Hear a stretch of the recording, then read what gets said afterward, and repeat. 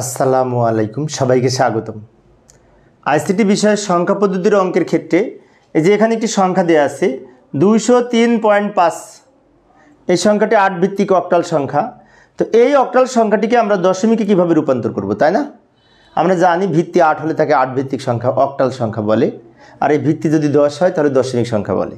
এখন আমাদের এই 8 ভিত্তিক সংখ্যাকে 10 ভিত্তিক দশমিক সংখ্যায় রূপান্তর করতে হবে।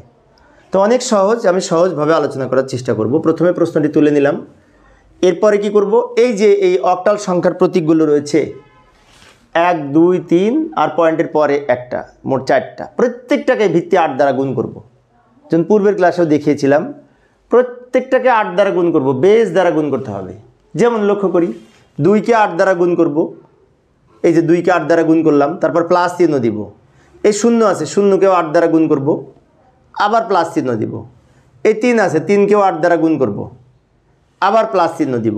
তবে এটুকু ব্র্যাকেটের মধ্যে রাখতে পারি, কারণ এই পয়েন্টের আগের অংশটুকু আমরা ব্র্যাকেট দিয়ে রাখলাম সহজে বোঝানোর জন্য। ব্র্যাকেটের আগের অংশটুকু ভালোভাবে আলাদা করার জন্য আমরা জাস্ট ব্র্যাকেট দিলাম এইটুকুর জন্য।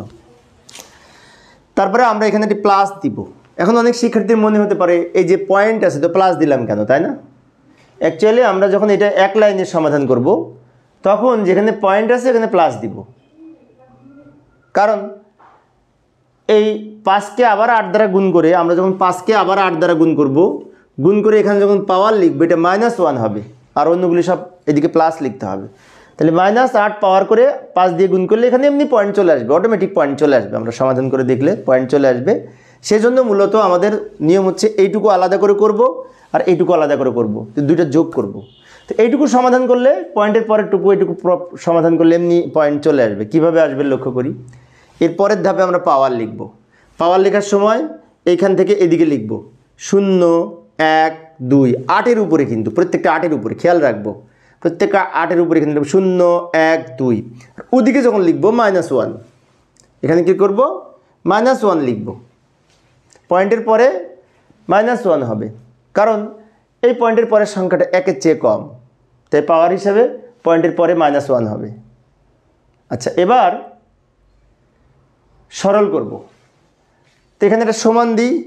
এইটুকু সমাধান করলে আমাদের হবে 8কে 2 পাওয়ার করে 28টা 64 হবে। 64কে 2 দ্বারা গুণ করলে 128 হবে, 128। তারপর প্লাস যেখানে ছিল সেখানে দিব। 8কে পাওয়ার 1 করে 8, তাকে 0 দিয়ে গুণ করলে 0 হবে। 0 দিয়ে যাই গুণ করি ফলাফল কিন্তু 0 হয়। এরপর এই আবার প্লাস চিহ্ন দিব। 8কে পাওয়ার 0 করে 1, পাওয়ার যদি 0 হয় মান কিন্তু 1 হয়। তো এই 1কে আবার যদি 3 দ্বারা গুণ করলে 3 একে 3। এখানে আমি আবারও বলছি বিষয়টা, 8কে পাওয়ার 0 করে 1, তাকে 3 দিয়ে গুণ করলে 3 একে 3 হবে।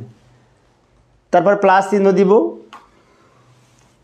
প্লাস চিহ্ন দেওয়ার পরে এই 8কে -1 পাওয়ার কিভাবে করব।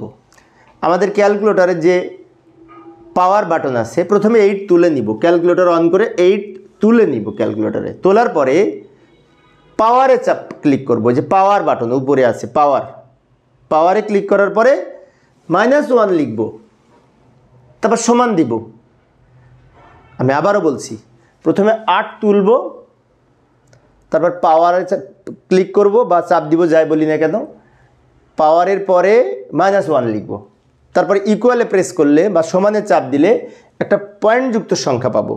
সেই সংখ্যাটাকে 5 দিয়ে গুণ করলে এই সংখ্যাটা হবে।